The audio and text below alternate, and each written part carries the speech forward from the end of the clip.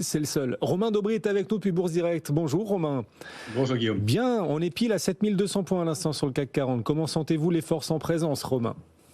Bien, ça dépend où on regarde effectivement. Aux États-Unis, toujours des marchés résolument haussiers, même si le momentum est un petit peu moins fort. Effectivement, un nouveau plus haut historique sur le Nasdaq Composite, sur le S&P 500. On a le Dow Jones qui fait une petite pause après avoir formé de nouveau plus haut la semaine dernière. En Europe, c'est toujours très différent et différent même à l'intérieur des grands indices. On a un DAX qui s'était mis en pause, qui avait évolué au sein d'une large zone de congestion. On l'avait évoqué ensemble, sous 19 370 points. Elle l'a débordé vendredi dernier. Elle a réactivé sa dynamique haussière, mais elle a déjà atteint en 2 séances le premier objectif et une première zone clé qui est située aux alentours des 19 900 points effectivement. Donc petite pause, si on peut dire, après une accélération haussière. L'Eurostoxx, l'indice large, il est entre deux, il est toujours dans sa consolidation, il est toujours sous des niveaux d'alerte qui sont la zone 4880, 4915 points.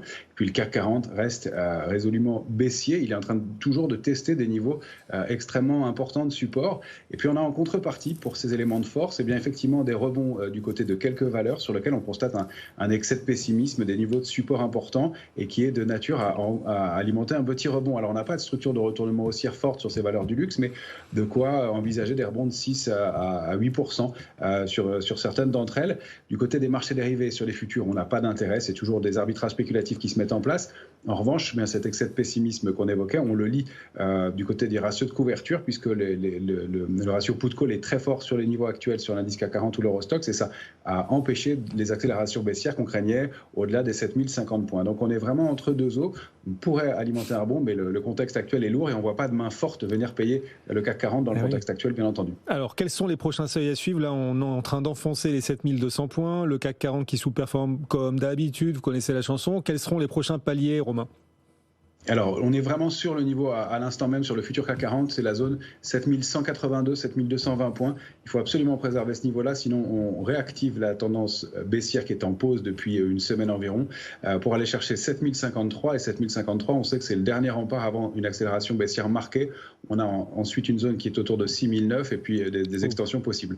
À la hausse, il faudra repasser au moins 7318 points, puis la zone 7450, 7500 points pour neutraliser la baisse et arriver dans quelque chose de plus constructif. Vous voyez qu'on est loin de repartir à la hausse sur le CAC 40. On peut rebondir sans problème de 3 à 3,5, 4% sans invalider le mouvement baissier qui est en place actuellement. Et ce qui est frappant, c'est que, et on le disait parallèlement, l'euro est emporté, passe sous le $0,5 cet après-midi, $1,0473. On vous rappelle les infos du jour. Le gouvernement de Michel Barnier recourt bel et bien, c'est officiel, au 49.3 pour le projet de loi de finances de la sécurité sociale. Mais en face, eh bien, les oppositions promettent une motion de censure. LFI déposera dans les prochaines heures une motion de censure et le RN, c'est surtout ça qu'il fallait suivre. Le RN annonce qu'il votera une motion de censure. Autrement dit, le gouvernement de Michel Barnier va très probablement tomber. Le vote de la motion est prévu mercredi. C'est donc mercredi que tout va se jouer. Et quand on a appris tout cela, eh bien l'euro, Romain, a accéléré à la baisse. On est actuellement à 1,0473. C'est quoi sur l'euro-dollar les prochains paliers également ? Là, on est vraiment en train de tester un niveau de support clé. On est en dessous, c'est 1,0515. Ce niveau-là, on l'avait préservé systématiquement en clôture depuis décembre 2022. On a oscillé autour depuis quelques séances et on repasse en dessous. Le message, c'est qu'on sort du trading range qui était actif depuis 2 ans, 1,0515, 1,1036. Et donc, le risque, c'est de dupliquer ce mouvement par le bas et d'aller chercher une cible qui est très proche des 1 de la parité avec des supports intermédiaires. Mais c'est 1,0016, la cible idéale de ce mouvement pour l'instant, tant qu'on reste sous 1,0515. Du côté des entreprises, Romain, le week-end aussi était chargé avec l'annonce de la démission avec effet immédiat de Carlos Tavares. Stellantis qui boit la tasse depuis ce matin, moins 6,8%, 11,70 €. Quels niveaux techniques ont été franchis à la baisse sur cette valeur ? Eh bien, on est passé sous un niveau clé autour duquel on tentait de stabiliser depuis quelques semaines, c'est 12,24.